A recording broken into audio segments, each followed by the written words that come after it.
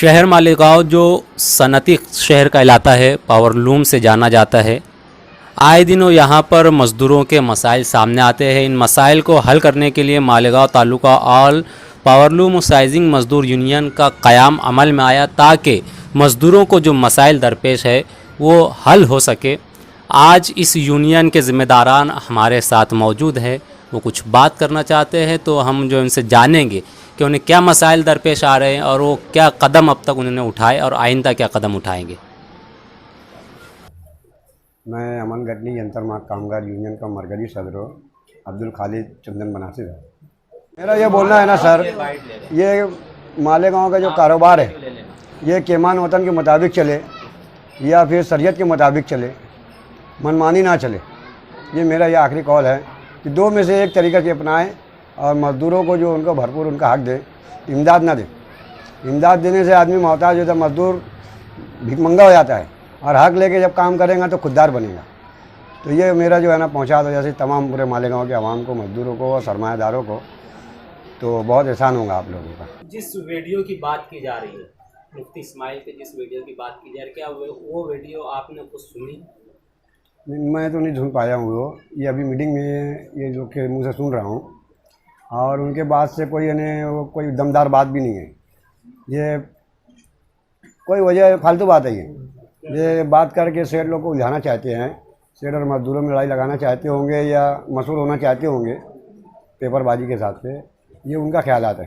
लेकिन कुछ सियासी जमातें जो आमतौर से रनिंग में रहती है, तो या तो उन्हें गैर सियासी बोलकर अपने साथ जोड़ती है और बाद में कहीं ना कहीं फिर उनसे सियासी क्रेडिट लेने की या उसे सियासी रुख देने की कोशिश की जाती है।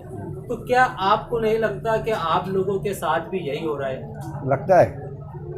अभी फ़िलहाल आप लोगों के साथ या फिर आप लोगों ने कितनी सियासी जमातों से मुलाकात की? अगर ये यूनियन गैर सियासी है तो अब तक जो शहर की बड़ी सियासी जमातें हैं, तो अब तक कितनी सियासी जमातों से आपने मुलाकात की और उनको अपने अंदर शामिल किया? ये मेरा पहला मौका है हमारा ये। और अभी तक हम लोग जो भी यूनियन चलाए हैं, जितने भी मुश्तरका हुए हैं, सब यूनियन ही वाले हुए थे और हम लोग करते थे। ये पहला इत्तेफाक है जो कि इन्हें सियासी आदमी लोग को गैर सियासी बोल के लिया गया है और हम भी उसमें शामिल हुए। मेरा नाम असलम शाह है। मैं राष्ट्रवादी कांग्रेस असंगठित कामगार विभाग का मालेगांव शहर अध्यक्ष हूँ। और अभी फ़िलहाल जो तंजीम बनाई गई है Malegaon taluka all power sizing मज़दूर यूनियन, मैं उसका सदस्य हूँ। और उस तंजीम के तमाम ही लोग रुकन है, सदस्य है, उसका कोई सदर नहीं है। ये मैं यहाँ वजाहत कर दूँ क्योंकि हमारी जो तंजीमें है अल्हम्दुलिल्लाह लॉकडाउन लगने यानी शहर में आने से पहले की है, और वो कुछ ना कुछ कहीं ना कहीं मज़दूरों के मामले को लेके, उनके हुकूक को लेके लड़ती थी और लड़ती आ रही है। लेकिन लॉकडाउन लगने के बाद मज़दूरों के इतने मसाइल सामने आए कि तमाम यूनियन रोड पर आ गई। तो कुछ लोग इन यूनियनों को देखकर ये सवाल कर रहे हैं कि ये यूनियन अभी तक कहाँ थी। तो हम इनको बतला दें कि ये यूनियन ऑलरेडी शहर में काम करती थी, वक्तन फ़ौक्तन मज़दूरों की मदद करती थी। लेकिन लॉकडाउन नाफिज होने के बाद जब कारोबार पूरी तरह से बंद हो गया, मज़दूर की आवक बंद हो गई, मज़दूर के मसाइल बढ़ गए, उसके बाद सरकार का आदेश कि मज़दूरों को पूरा वेतन दिया जाए, उनको काम पे से ना हटाया जाए। उसी जीआर को लेके, उसी आदेश को लेके हम तमाम मनी यूनियन मैदान में उतरी। अल्हम्दुलिल्लाह हर कोई अपने अपने प्लेटफार्म से काम कर रहा था। लेकिन कहीं ना कहीं हमको प्रशासन की तरफ से ये देखने में आया कि वहाँ सरमायादारों का दबाव दिखा, जिसके लिए हमारे काम आगे नहीं बढ़ रहे थे या डायनामाइट किए जा रहे थे। अब हम किसी पर इल्ज़ाम नहीं लगाएंगे कि उसमें कोई सियासी पार्टी मुलव्विस थी या नहीं थी। हमने सिर्फ ये देखा कि डिपार्टमेंट के ऊपर किसी न किसी तरह का दबाव था। उस दबाव को देखते हुए हमने तमाम मज़दूरों से राब्ते किए जो ऑलरेडी हम लोग शुरू से राब्ते में थे। उनकी एक मीटिंग मुनक्किद की गई और वहाँ पर ये बात रखी गई कि भाई हमारी जो लड़ाई है, हमारा जो मंसूबा है, हमारा जो रास्ता है, वो सिर्फ मज़दूर को उसका हक मिले ये है। इसलिए हम तमाम ही लोग अपने अपने प्लेटफार्म पर रहते हुए, अपने अपने सिंबल पर रहते हुए मज़दूर के हुकूक के लिए एक हो जाए और आगे भी मज़दूर के हुकूक के लिए इसी तरह एक रहे। और उस मीटिंग में ये मशवरे के अंदर आया कि भाई ठीक है, इत्तेफाक राय से ये बात मंजूर की गई और हम तमाम यूनियन एक जगह होकर अल्हम्दुलिल्लाह शहर में काम की। जिन मज़दूरों के हमने मसाइल हल किए वो ये चीज़ जानते हैं। जिस डिपार्टमेंट में हमारे कागजात चले वो इस बात के गवाह है कि हमने हमारे अपने बलबूते पर ये तमाम मामले हल किए और इंशाल्लाह आगे भी हल करेंगे। हमको किसी सियासी लीडर की या किसी बड़े आदमी की ज़रूरत नहीं है।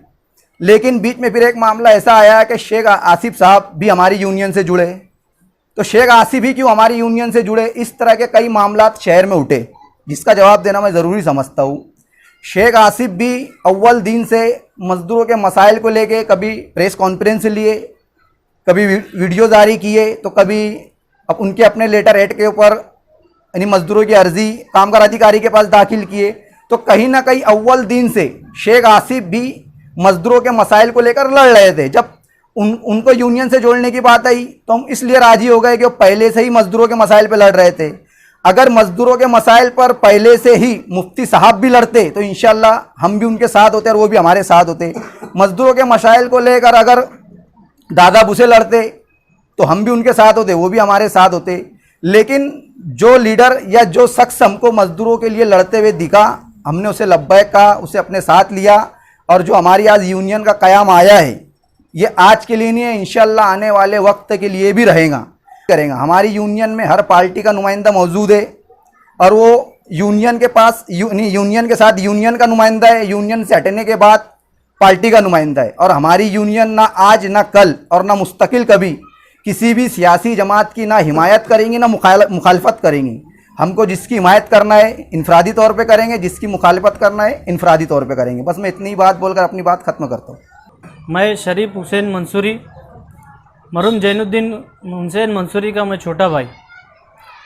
हम लोग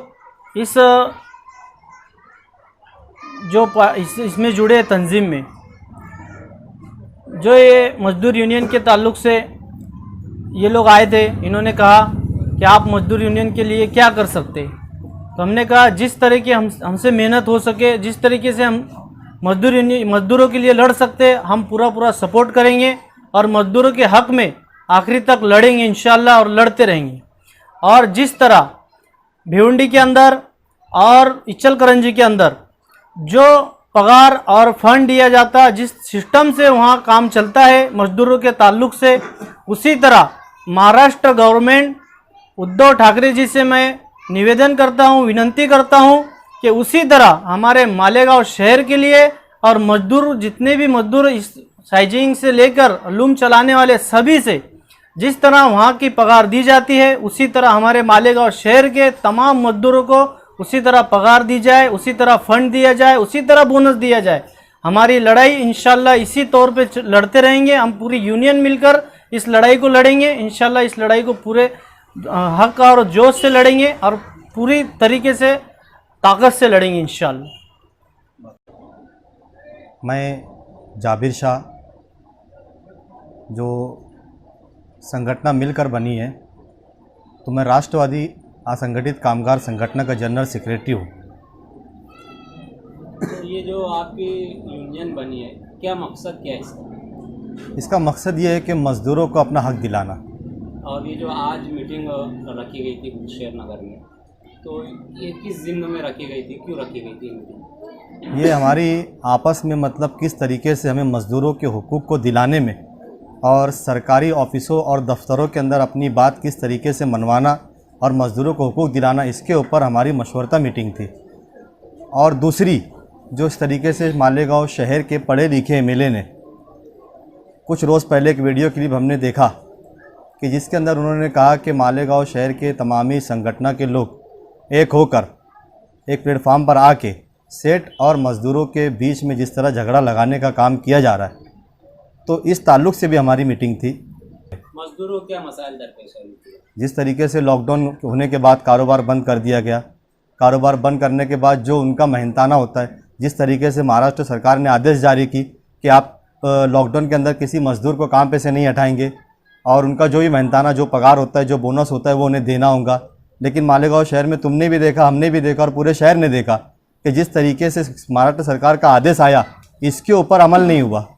और जिस तरीके से गरीबों के हालात भुखमरी के शिकारी की तरफ गए और उनके हालात को हमने घरों घर जाकर देखा, जांचा पड़ताला, तब हमें जाकर ये लगा कि मज़दूरों के हालात बद से बदतर हो चुके हैं और सेठ जो है वो मज़दूरों को अपना हक नहीं दे रहा है।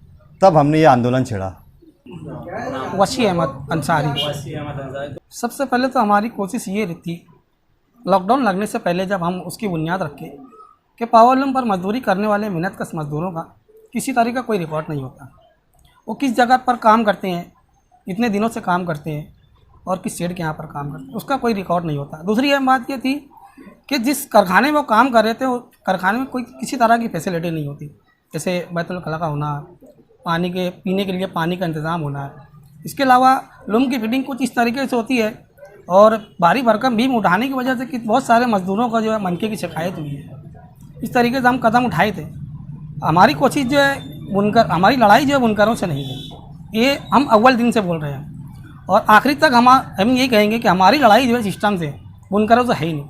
लेकिन उनसे पूछना चाहता हूँ कि आप अल्लाह ने आपको दीन की तालीम से नवाजा, इल्म और दीन की दौलत से नवाजा और आप कई सालों से चाहे मस्जिद में पेश इमाम हो, लश्कर वाली ईदगाह पर पेश इमाम हो, अनगिनत इस्लाम माशरा के जलसे लिए, हर मौजू पर उन्होंने बातचीत की है और अल्हम्दुलिल्लाह उनकी तकरीरें लोग सुनते भी हैं और अमल भी करते हैं। मैं उनसे पूछना चाहता हूँ कि ऐसी क्या दुश्मनी है पावरलूम पर मजदूरी करने वाले मजदूरों से कि आपने उनके हुकूक के लिए दो शब्द नहीं कहे। बहैसियत आप जमयत के सदर का कहते या बहैसियत आप MLA का कह देते, लेकिन आपने ऐसा नहीं किया।